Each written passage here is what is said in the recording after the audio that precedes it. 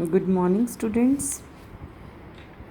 This is the fourth part of lesson number 3, History. Name of the chapter is Ruling the Countryside. Ruling the Countryside. Already we have done up to the Does colors have a history? So today we are going to start with why the demand for Indian indigo. जो हमारा Indian Indigo था, जिसको हम नील बोलते हैं, कपड़े सुखाने के लिए, कपड़ों को देने के लिए, वाइट कपड़ों को जो डाला जाता है ब्लू कलर का, उसकी डिमांड क्यों थी, उसके बारे में हम इसमें पढ़ेंगे. जो इंडिगो प्लांट है वो mostly where it is growing, it was growing only in tropic areas. In 13th century, Indian indigo was used by the cloth merchants of in Italy, France, Britain. For what purpose? To dye the cloth. Clear? However, only small amount of Indian indigo reached to the European markets. Now, demand of indigo was very much, but very small amount was reached in the European markets. But its price was so high. Now, European cloth manufacturers were dependent on another plant that was called woad. One is indigo, one is woad. Indigo is the original one, but woad is only a plant which was helpful to make the color of the cloth after dyeing it in a violet and blue dyes. Okay. This plant was easily available in temperate zones in Europe. It was grown also in North Italy, southern France, and in part of the Germany and Britain. There was a great competition from indigo wood producers in Europe. Okay, there was a great competition for indigo in all the manufacture factories. But what happened then? Wood producers in Europe pressurized their governments to ban the import of indigo. अब क्या हुआ, जो Europe में मतलब वोड producers थे, जो वोड को प्रोड्यूस करते थे, ये वाले प्लांट को प्रोड्यूस करते थे, उन्होंने क्या किया? They started to pressurise European government that they stop to import the indigo. Why? Because they want to plant it, they want to produce it, and they want to use it only in India, in European countries to dye the cloth, not in India, in European countries to dye the cloth. Okay. Cloth dyers preferred indigo as a dye because its color was rich blue. Rich blue मतलब कि बहुत अच्छा blue natural colour आता था उसका. But woad colour was pale and dull. जो woad का colour था, जो वोड प्लांट से बनता था, वो आर्टिफिशियल कलर हो गया ना, सेम कलर इंडिगो का नहीं हुआ. तो वो हमने वोड के प्लांट से इसका सब्स्टिट्यूट ढूंढ लिया कि इंडिगो का सब्स्टिट्यूट क्या है. अच्छा, याद रखना कि वोड क्या है? It's a substitute of indigo plant. But its colour was not natural, its colour was pale and dull. Then in 17th century, European cloth producers persuaded their government to relax the ban on indigo import. अब इन्होंने क्या किया? अब इन्होंने Indigo के ऊपर जो ban लगाया था, उसके लिए इन्होंने गवर्नमेंट को फिर से परसुएट किया कि हाँ, वो इसको बैन को हटा दें, इस चीज़ को हटा दें.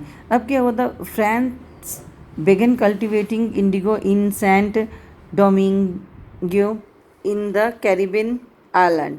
अब फ्रांस ने कहाँ शुरू कर दिया? यहाँ कैरिबियन आइलैंड में शुरू कर दिया इसको.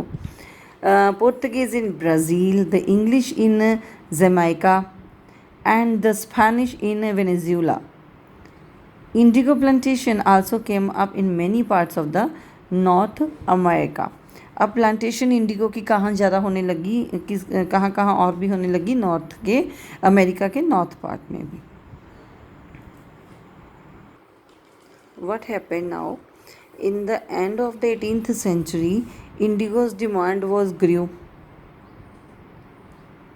Britain began to industrialize and its cotton production expanded dramatically. अचानक से इसकी जो कॉटन प्रोडक्शन थी वो बहुत ज़्यादा एक्सपैंड हो गई, बहुत ज़्यादा बढ़ गई, creating an enormous new demand for cloth dyes. अब क्लॉथ डाई के लिए अचानक से जो डिमांड है वो बढ़ गई। While the demand for indigo increased, its existing supplies from the west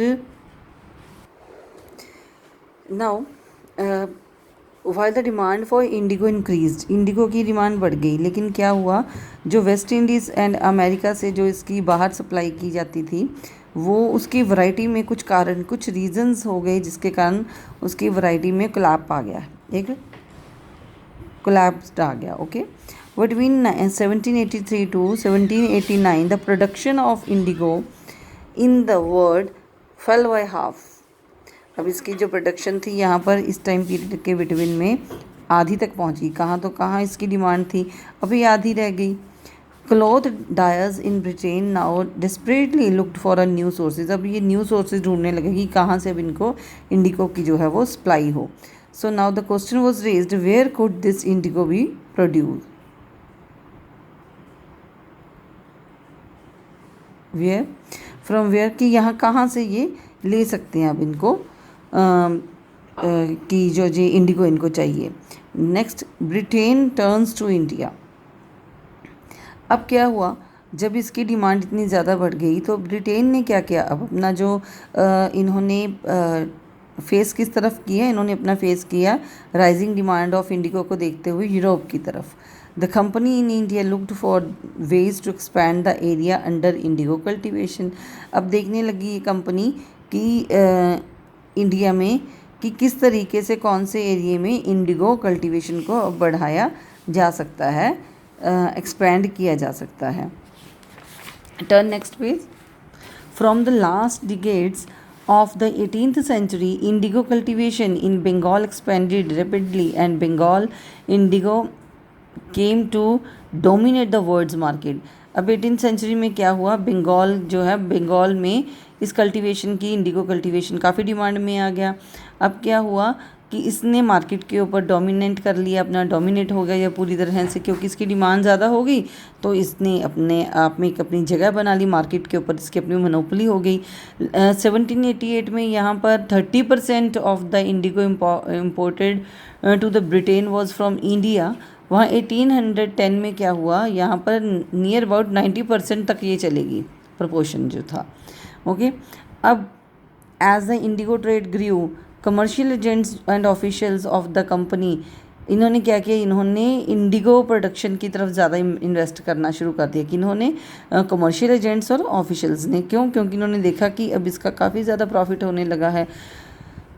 बहुत सारे सालों के बाद, over the years many company officials, अब ये क्या हुआ कि बहुत से लोगों ने इन सालों में अपनी जॉब छोड़ दी और ये किस बिज़नेस की तरफ अट्रैक्ट हुए, ये हुए इंडिगो के बिज़नेस की तरफ। ठीक है, numerous Scotsman and Englishman came to India became a planters who had no money to produce indigo could get loan from the company and banks that were coming up at the time. जो लोगों ने अपनी jobs छोड़ दी और Englishman स्कॉटमैन जो थे वो भारत में आ गए एक प्लांटर्स के रूप में, जिनके पास पैसे नहीं थे उन्होंने भी लोन लेके ये काम शुरू कर दिया। Means totally people were attracted in the agriculture of indigo. How was indigo cultivated? There was two main systems of indigo cultivated, एक था निज एंड एक था अरेओती। Within the system of niche cultivation, the planters produced indigo in lands. The planters produced indigo in lands that he directly controlled. कि planters produce Indigo, जो कि एक लैंड के ऊपर प्रोड्यूस करेंगे इंडिगो को और उसको डायरेक्टली कंट्रोल करेंगे। ही इधर बॉट द लैंड और रेंटेड, या तो वो ले सकते हैं, खरीद सकते हैं उसको, या वो उसको अदर ज़मींदारों से वो उसको रेंट पे ले सकते हैं। किसके लिए? इंडिगो को प्रोड्यूस करने के लिए, और अपनी लेबर भी हायर कर सकते हैं। बट नीज कल्टीवेशन में अब अपनी ज़मीन भी वो खरीद सकते थे, रेंट पे भी ले सकते थे, लेकिन फिर भी बहुत सी प्रॉब्लम्स आई उनको। इसके लिए वो कौन सी प्रॉब्लम्स थी उसके बारे में पढ़ो कि निज कल्टीवेशन में उनको कौन सी प्रॉब्लम्स आई। निज कल्टीवेशन में क्या प्रॉब्लम्स आई कि अब इनमें बहुत सारी प्रॉब्लम्स को उनको फेस करना पड़ा। जो भी प्रॉब्लम्स को उनको फेस करा वो हम पढ़ेंगे अब नेक्स्ट वीडियो में। Now I am going to finish that video and we will start from the problem with niche cultivation in the next part of this chapter. Okay, thank you.